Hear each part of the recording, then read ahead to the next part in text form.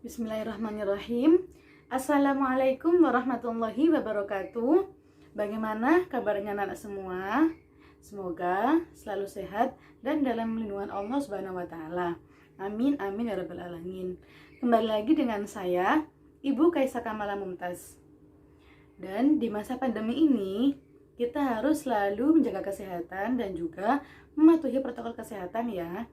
Yang terpenting yaitu adalah 3M, yaitu mencuci tangan, memakai masker, dan juga menjaga jarak. Dan pada kali ini kita akan bersama-sama belajar tentang mata pelajaran sejarah kebudayaan Islam. Oke, sebelum pembelajaran dimulai, mari kita awali dengan berdoa terlebih dahulu. Dengan harapan semoga ilmu yang kita dapat pada kali ini bisa barokah dan bermanfaat untuk saya dan untuk anak sekalian. Berdoa bersama-sama dimulai. Bismillahirrahmanirrahim. Raditu billahi rabba wa bil islami dina wa bi Muhammadin nabiyyan wa rasula. Rabbi zidni ilma warzuqni fahma. Amin ya rabbal alamin. Berdoa selesai. Oke, pada kali ini kita akan membahas Daulah Abbasiyah membangun peradaban Islam. Oke, next. Yaitu kita akan berfokus pada sejarah berdirinya Daulah Abbasiyah. Yang pertama, ada faktor pendukung terbentuknya Daulah Abbasiyah. Yang kedua, ada proses berdirinya Daulah Abbasiyah. Yang ketiga, ada para pemimpin Daulah Abbasiyah. Yang keempat, pohon silsilah pemimpin Daulah Abbasiyah. Yang terakhir ada keruntuhan Daulah Abbasiyah. Next. Yang pertama, kita akan bahas faktor pendukung terbentuknya Daulah Abbasiyah. Next. Terbentuknya Daulah Abbasiyah disebabkan oleh beberapa faktor pendukung, antara lain yang pertama, perpecahan internal keluarga Daulah Umayyah dan kekisruhan politik dalam negeri. Yang kedua yaitu munculnya gerakan perlawanan terhadap pemerintahan Daulah Umayyah yang dilakukan oleh kelompok Mawali, kelompok Dahak bin Qais Asy-Syaibani dan kelompok Syiah yang menilai tampuk kekuasaan khalifah adalah hak keturunan Ali bin Abi Thalib dan ingin menuntut balas atas terbunuhnya Husain bin Ali di Karbala. Yang ketiga, perpecahan kelompok suku Arab Utara dan Arab Selatan. Yang keempat yaitu kekecewaan ulama dan tokoh agama kepada Khalifah Marwan bin Muhammad yang dinilai tidak memiliki sikap negarawan yang baik. Yang terakhir yaitu wafatnya Khalifah Marwan bin Muhammad atau Khalifah terakhir Daulah Umayyah setelah kalah dalam pertempuran di tepi Sungai Zab, Irak pada tahun 132 Hijriah atau 750 Masehi. Next. Yaitu proses berdirinya Daulah Abbasiyah.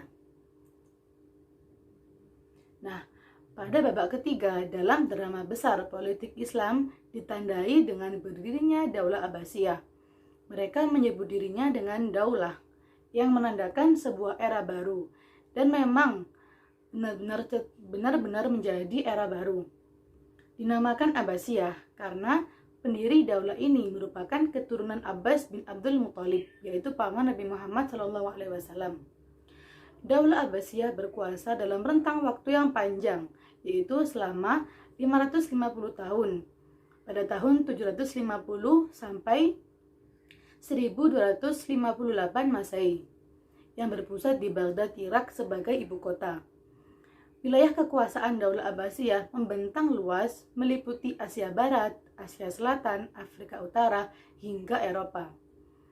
Lembar sejarah dari proses berdirinya Daulah Abbasiyah tidak terlepas dari sosok keluarga Bani Abbas yang bernama Ali bin Abdullah. Sebagai sepupu Rasulullah, ia merasa yang paling berhak menjadi pemimpin setelah Khulafaur Rasyidin. Ali bin Abdullah melakukan propaganda anti Daulah Umayyah.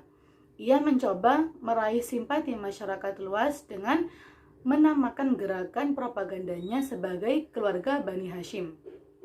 Akan tetapi, sebelum usahanya itu terwujud, Ali bin Abdullah wafat di tahun 124 Hijriah atau 742 Masehi. Ambisi Ali bin Abdullah selanjutnya dilanjutkan oleh putranya, yaitu Muhammad bin Ali. Dalam rangka mewujudkan cita-citanya itu, ia menjadikan kota Kufah dan Khurasan sebagai basis gerakan anti Daulah Umayyah. Di kota Khurasan, Muhammad bin Ali mendapat dukungan dari pemimpin masyarakat Khurasan, yaitu Abu Muslim al-Khurasani. Namun, Muhammad bin Ali lebih dulu wafat di tahun 127 Hijriah atau 745 Masehi, sebelum cita-citanya meraih kekuasaan terwujud. Oke, next. Para pemimpin Daulah Abbasiyah. Daulah Abbasiyah berkuasa selama 5,5 abad, yaitu mulai dari tahun 132 Hijriah sampai 656 Hijriah. Dalam masa kekuasaannya tersebut ada kurang lebih 37 khalifah yang pernah memimpin. Mereka telah banyak mengukir prestasi dalam berbagai bidang, seperti kemajuan di bidang administrasi pemerintahan, kemajuan bidang ilmu pengetahuan, kemajuan bidang politik, kemajuan bidang militer, kemajuan bidang ekonomi, arsitektur, dan sebagainya. Next. Berikut tokoh penting dalam proses berdirinya Daulah Abbasiyah. Yang pertama ada Ali bin Abdullah yang wafat pada tahun 124 Hijriah atau 742 Masehi. Yang kedua ada Muhammad bin Ali, wafat pada tahun 127 Hijriah atau 745 Masehi. Yang ketiga ada Ibrahim bin Muhammad, wafat pada tahun 128 Hijriah atau 746 Masehi.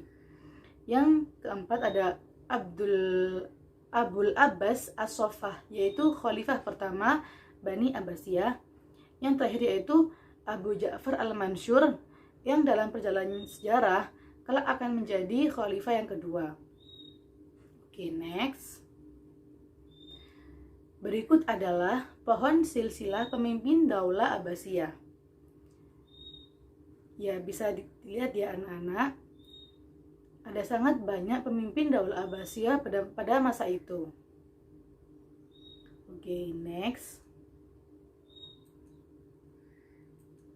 Selanjutnya, kita akan membahas keruntuhan Daulah Abbasiyah. Ada dua faktor penyebab keruntuhan Daulah Abbasiyah, yaitu faktor internal dan juga faktor eksternal.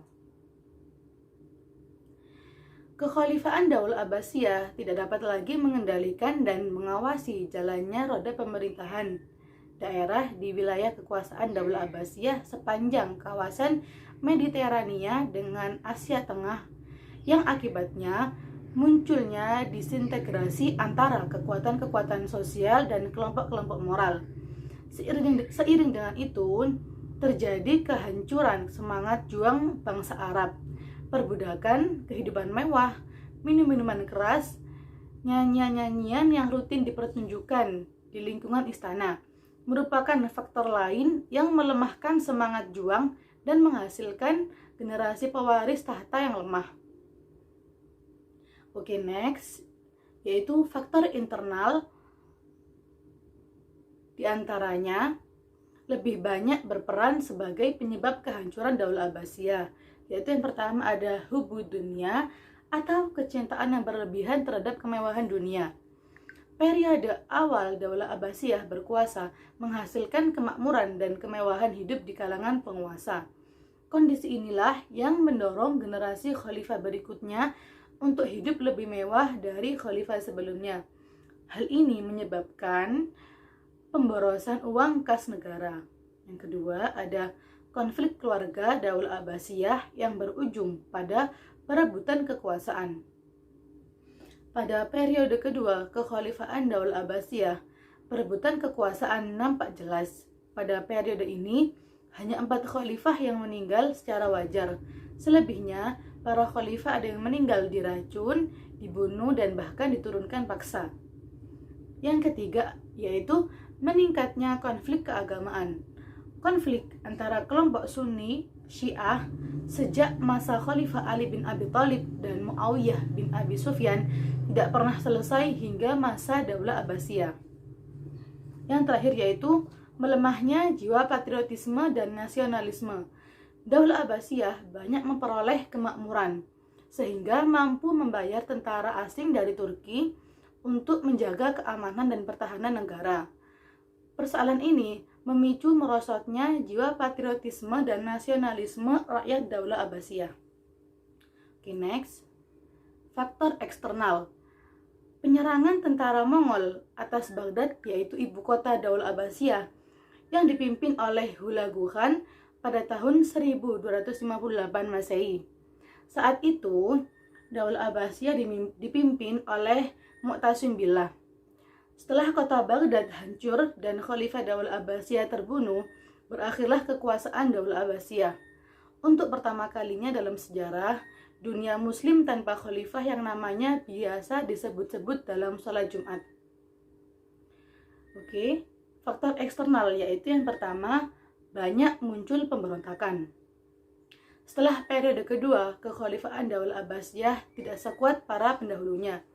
Kebijakan pemerintahan yang tidak berpihak pada rakyat, tingginya pajak yang dibebankan kepada rakyat, mengakibatkan banyaknya daerah-daerah yang memberontak dan memisahkan diri dari pemerintahan Daulah Abbasiyah. Yang kedua yaitu dominasi bangsa Turki dan bangsa Persia.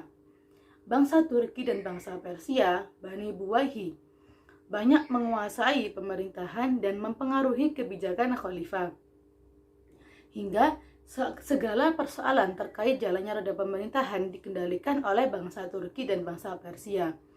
Kedudukan Khalifah Daulah Abbasiyah benar-benar hanya sebatas pemerintahan boneka saja. Oke, next. Di samping ini adalah bingkai khazanah, yaitu Daulah Abbasiyah pada zaman itu menerapkan sistem pemerintahan monarki, di mana khalifah dipilih berdasarkan garis keturunan dan rakyat harus tunduk menerimanya. Dan di Indonesia menerapkan demokrasi Pancasila, di mana presiden dipilih oleh rakyat melalui pemilihan umum atau pemilu. Next. Gambar di samping adalah ilustrasi di tahun 750 Masehi, yaitu Muhammad bin Ali mengajak masyarakat untuk mendukung gerakannya. Ajakan ini mengatasnamakan keluarga Nabi Muhammad SAW. Next, gambar di samping yaitu ilustrasi Abu Muslim Al-Khurasani, yaitu tokoh penting yang berhasil meramu gerakan sehingga masyarakat mendukung gerakannya untuk menggulingkan Daulah Umayyah. Selanjutnya, dalam masa konflik itu ada salah seorang keturunan Daulah Umayyah yaitu Abdurrahman bin Muawiyah bin Hisham bin Abdul Malik, atau yang lebih dikenal dengan Abdurrahman Ad-Dakhil. Ia berhasil pergi ke Andalusia dan membangun imperium kekuasaan Daulah Umayyah kedua. Next. Berikut adalah ilustrasi Harun Ar-Rasyid. Next. Ini adalah ilustrasi khutbah terakhir dari Umar bin Abdul Aziz. Selanjutnya, ilustrasi Al-Muntasir, yaitu khalifah yang sangat pemberani pada masa Daulah Abbasiyah. Selanjutnya yaitu ilustrasi Al-Muqtadir Billah, yaitu khalifah termuda pada masa Daulah Abbasiyah.